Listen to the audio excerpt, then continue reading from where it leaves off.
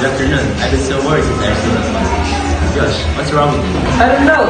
I just get annoyed easily. People keep bothering me. I understand it was frustrating, Josh, but you teacher noticed you've been always arguing with your classmates and walk out of class.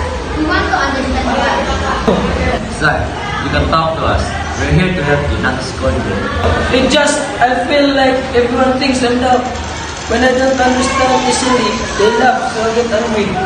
Thank you for sharing that. That takes courage.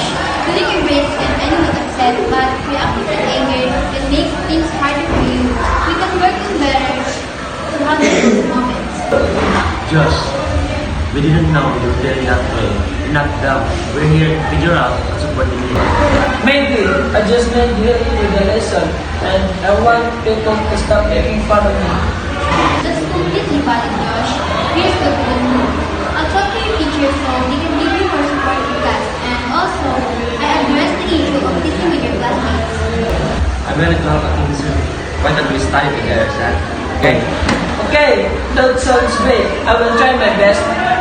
That's all we ask, Josh. We're on your side. Let's work together so school will become a place where you feel safe and confident.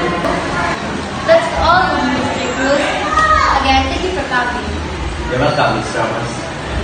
Let's go, Zach.